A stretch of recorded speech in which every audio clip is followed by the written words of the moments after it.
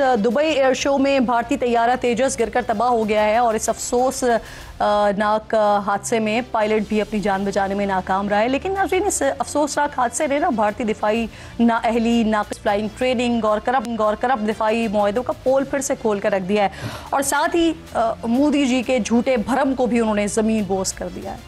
वतुइज़्ज़ु मन तशा वतुज़िल्लु मन तशा बियदिकल खैर इन्नका अला कुल्लि शैइन क़दीर। और बेशक अल्लाह रब्बुल जलाल पर जिसे चाहे इज्जत दे और जिसे चाहे जिल्लत दे।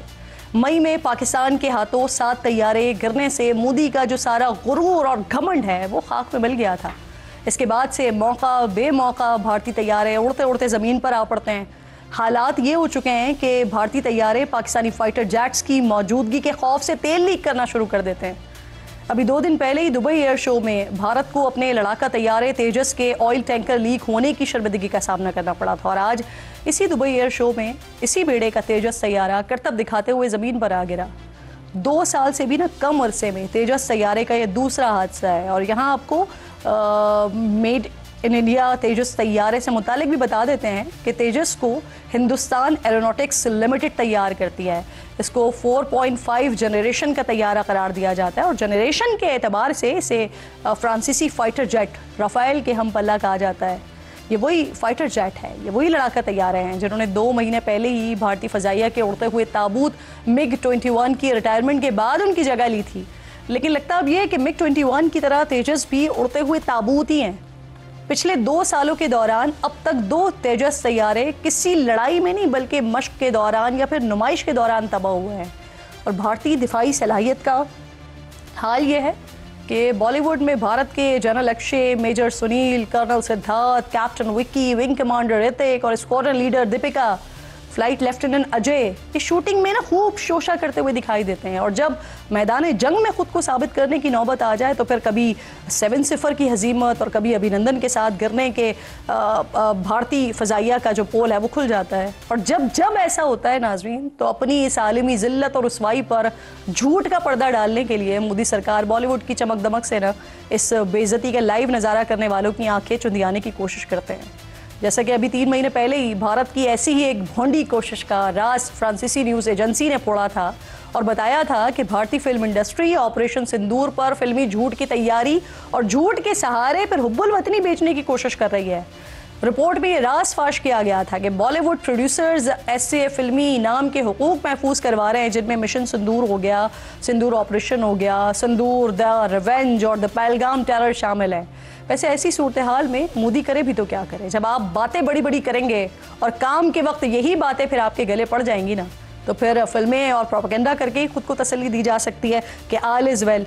लेकिन झूठ ये छुपाई नहीं छुपता है। और जब अमेरिकी सदर डोनाल्ड ट्रंप जैसा आलमी लीडर बार बार आपको बेइज्जती याद दिलाए आपकी और दर्जनों बार 7-0 का जिक्र घुमा घुमा कर लेकर आए, तो फिर फिल्मी सहारा और सितारों की चमक दमक भी किसी काम की नहीं होती है।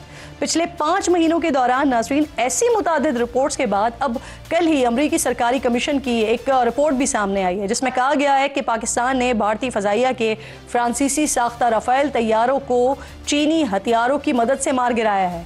दिलचस्प बात यहाँ पर यह भी है कि इस अमरीकी रिपोर्ट पर भारतीय हुकूमत जो सिंदूर 2 की रट लगा रही थी, इसको सांप सूंघ गया है। और मोदी सरकार की इस खामोशी पर अपोजिशन ने बड़ा शोर मचाकर पूरा भारत सर पर उठा लिया है। सर पर उठाने से वैसे मुझे याद आया कि पिछले 30 सालों के दौरान भारतीय फ़ज़ाइया को 550 से ज़ायद हादसात का सामना करना पड़ा है। इंटरनेशनल रिपोर्ट्स के मुताबिक इन 30 सालों में 550 भारतीय लड़ाका तैयारे हवा में उड़ने के बजाय ज़मीन पर नाक रगड़ते हुए तबाह हुए हैं। सिर्फ पिछले कुछ सालों के वाक़यात गिनवा दूँ ना अगर आपको, तो 23 फरवरी 2020 को MiG-29 तैयारा गोवा के साहिल पर गिरा। 17 मार्च 2021 को MiG-21 तैयारा ज़मीन पर आ गिरा। 29 जुलाई 2022 को MiG-21 राजस्थान में क्रैश हुआ। इसके बाद 29 जनवरी 2023 को दिल्ली की फ़ज़ाओं में सुखोई Su-30 और मिराज 2000 लड़ाका तैयारे आपस में टकरा गए। इस वाक़े के 4 महीने बाद 8 मई को राजस्थान के इलाके में MiG-21 तैयारा गिरकर तबाह हुआ। फिर पिछले साल यानी 2024 के तीसरे महीने की 12 तारीख को मेड इन इंडिया तेजस राजस्थान में गिर पड़ा।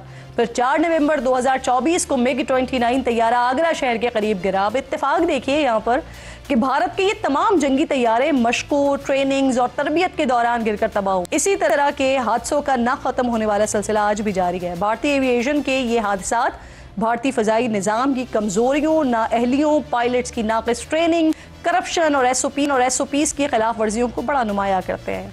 ऐसे में बस यही कहना चाहूँगी कि चलाना नहीं आता तो उड़ाते क्यों। और उड़ाने से याद आया कि भारतीय बॉलर बुमराह, इनको याद दिला दूं, पिछले महीने पाकिस्तान के खिलाफ मैच में वो जो तैयारा गिरने का इशारा कर रहे थे, वो यही वाला तैयारा था जो आज गिरा है। तो जाइए जाकर अपना मलबा और बेइज्जती समेट लीजिए।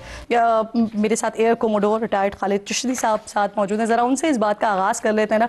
सर, ये क्या सिचुएशन, और गो के ये अफसोसनाक हादसा, पायलट भी जान से गया, लेकिन एक तारीख है भारतीय फ़ज़ाइया की, जो कुछ अभी मैंने बताया ये इस पर कंट्रोल नहीं कर पा रहे हैं, काबू नहीं कर पा रहे हैं। पाकिस्तान के साथ भी जब पहली मुठभेड़ हुई 6 और 7 की रात को, तो वहाँ पर ही पता चल गया था कि कितनी नाक़िस ट्रेनिंग, कितनी नाक़िस, कितनी अहलियत का फुकदान भारतीय फ़ज़ाइया में मौजूद है। सर जी, बहुत शुक्रिया मिस किरण, आपने इनवाइट किया। और सबसे पहले तो जाहिर है, जो आप भी कह रही थी, एक जानी नुकसान हुआ है, चाहे मेरी राइवल एयरफोर्स का है, इसमें हमारे लिए कोई इसमें प्राइड नहीं है, क्योंकि हमने मारा नहीं है, कॉम्बैट में ही कैजुअलिटी नहीं हुई। और मेरी हमदर्दी इंडियन एयरफोर्स और खासतौर पर उस फैमिली के साथ।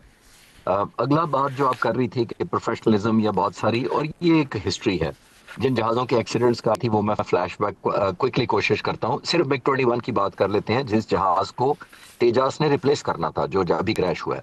ये तकरीबन 60s की दिहाई से हिंदुस्तान वो जहाज उड़ा रहा था, मिग 21, और उसके बाद तकरीबन 850 जहाज थे इंडियन एयरफोर्स में, जिसमें से आप हैरान होंगी 400 जहाज क्रैश किए, और उसमें से 200 पायलट अपनी जान से गए। और जो सिर्फ पायलट्स नहीं गए, बल्कि उनकी जो 30 कैजुअलिटी सिविलियन की जमीन पर भी हुई जब जहाज गिरा। तो ये सारा जो है, इसी वजह से आपने नोट किया होगा, मीडिया उसको फ्लाइंग कॉफिन कहता है, विडो मेकर कहता था मिग 21 को। और एक वजह तेजास ही कंट्रीब्यूट कर रहे थे उस एक्सीडेंट्स में। क्यों? वो इसलिए कि ये जहाज 1985 में, 1985 में हिंदुस्तान ने कंसीव किया कि हम बनाएंगे। 40 सालों में प्रोग्रेसिवली इसने मिग 21 को रिप्लेस करना था, क्योंकि हिंदुस्तान एरोनॉटिकल लिमिटेड कंपनी जो थी, वो उसने स्लो डाउन किया, चाहे वो किकबैक्स थी, supply of shortage of funds थी, टेक्निकल एक्सपर्टीज थी, कंफ्यूजन था, डिसीजन मेकिंग डिलेड थी। वो एक लंबा प्रोग्राम उस पर लैदा हो सकता है। तो वो उस वजह से ये जहाज उस स्पीड पर इंडक्ट नहीं हुए जिस पे हिंदुस्तान एयरफोर्स चाह रही थी, क्योंकि ये जहाज हिंदुस्तान एयरफोर्स खुद नहीं बना रही थी, अनलाइक पीएफ जो JF-17 थंडर खुद बना रही है। तो वो जब जहाज इंडक्ट नहीं हो रहे थे, तो उन जहाजों को आप पता है मेंटेनेंस पे कॉम्प्रोमाइज कर करके, जिसको कहते हैं शॉर्टकट्स लगा के, इसकी तरह उड़ाया गया। जब ये इंडक्ट किया है, तो पिछले 40 सालों में आज सिर्फ 40 तेजाज हिंदुस्तान के पास हैं, जबकि पाकिस्तान ने 30 साल में 200 के करीब, हमारे पास JF-17 थंडर पाक फिजाई का हिस्सा है, और अल्हम्दुलिल्लाह बहुत इज्जत समेट रहे हैं। तो ये मैंने कहा बैकग्राउंड आपको बता दूं। यहाँ पर जो एक्सीडेंट हुआ है, ये एक बहुत बड़ी एम्बैरेसमेंट है। हिंदुस्तान एयरफोर्स अभी तक वो 7 जहाजों का रिकवर नहीं कर पाई थी। आपने देखा हम रोजाना की बुनियाद पर ऑलमोस्ट याद करवाते हैं। साहब, मेरे दो इसमें सर सवाल। एक तो ये कि जो दुबई एयर शो है, ये बेसिकली आपकी प्रमोशनल शो है ना, ये मार्केटिंग आपका शो है कि दुनिया को अपनी तरफ आप मुतवज्जा करें। अब मई में वो चाहे रशिया का सिस्टम हो, चाहे फ्रांस का तैयारा हो, उनके शेयर्स भारत ने गिरा दिए, और आज अपने जो यहाँ पर डेमोस्ट्रेट कर रहे हैं या अपना जो तैयारा दिखा रहे हैं दुनिया को मुतवज्जा करने के लिए, ये कितना बड़ा नुकसान है कि भारत को वो जो 40 आप बता रहे हैं, ऐसा ना हो कि इनको ये ग्राउंड ही करना पड़ जाए। और सेकेंडली मुझे ये भी बताइएगा कि इसकी क्या कीमत होती है सर, क्योंकि जानी नुकसान तो हुआ, लेकिन ये माली नुकसान भी साथ साथ हुआ ना। ये तीसरा है रवा साल में जो ये इनका गिर गया है, इस एक की कीमत कितनी होती है सर? ये तकरीबन अभी तक, क्योंकि एक्सपोर्ट करना चाह रहे थे और फॉर्मली तो अनाउंस नहीं हुई, लेकिन मेरा अंदाजा है कि $40 बिलियन के करीब इसकी कीमत है, अप्रोक्सीमेट प्लस माइनस, क्योंकि अभी एक्सपोर्ट ही कोई नहीं हुआ। ये भी इंटरेस्टिंग बात है, क्योंकि इंडियन एयरफोर्स की अपनी रिक्वायरमेंट पूरी नहीं हुई। तो जो आप कह रही थी दुबई के बारे में, वो दुबई दुनिया का एयर शो जो है, दुनिया का सबसे बड़ा एयर शो है। पहली बात, इसको कहते हैं $1 बिलियन प्लेटफॉर्म कहते हैं, क्योंकि यहाँ मिलिट्री हार्डवेयर होते हैं। आज भी जो शो हो रहा है, उसमें 200 के डिफरेंट टाइप्स एयरक्राफ्ट मौजूद हैं डिस्प्ले पर, और उसमें ड्रोन्स हैं, उसमें इंजीनियरिंग के बहुत सारे शाहकार हैं। सिर्फ हेलीकॉप्टर और दूसरे मिलाकर 200 के करीब है। मैं एक और दिलचस्प आपको बात बताता चलूं, आपने कहा ना कि ये बहुत बड़ी प्लेटफॉर्म होता है मार्केटिंग का, तो ये मार्केटिंग करने गया था ताकि दुनिया में कोई ऑर्डर कर सके। मैं साइड पे एक आपको बता देता हूं कि कल एमिरेट एयरलाइन ने अनाउंस किया है कि उन्होंने इसी प्लेटफॉर्म पे, जिस पे जहाज क्रैश हुआ है, बोइंग कंपनी के जो बोइंग 777-9 है, लेटेस्ट जहाज जो है, वो उन्होंने 59 जहाजों को जी एमिरेट एयर ने ऑर्डर ऑर्डर दिया है कल उनको।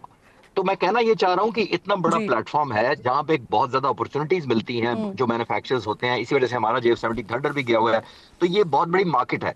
और जी। एक और चीज आपके व्यूअर्स को जरूर बताता हम्म। चलूं कि यहाँ पे सिर्फ मार्केटिंग नहीं होती, यहाँ top level decision makers, defence minister, air force chiefs, हमारे भी एयर चीफ गए हैं वहां पे, एयरफोर्स चीफ्स वहां जाते हैं जिन्होंने ऑन स्पॉट डिसीजन लेने होते हैं कि मैंने ये जहाज अपनी एयरफोर्स से इंडक्ट करना है कि नहीं करना। जैसे ये जमीन पर डिस्प्ले लगे होते हैं तो आप वेपन्स कैरी करते देखते हैं, फिर आप इन जहाजों को हवा में एरोबैटिक्स करके उस जहाज की मनूवरेबिलिटी, उस जहाज का टर्न रेट, उसकी क्लाइंब रेट, उसके इंजन की थ्रस्ट और दूसरी परफॉर्मेंस से इंप्रेस करते हैं। इसलिए दुनिया लेती है। और जी। बदकिस्मती ठीक। हिंदुस्तान एयरफोर्स की कि सही पहले एक सही। एम्बेरसमेंट से रिकवर नहीं कर पाए और एक दूसरी का सामना करना पड़ गया उनको।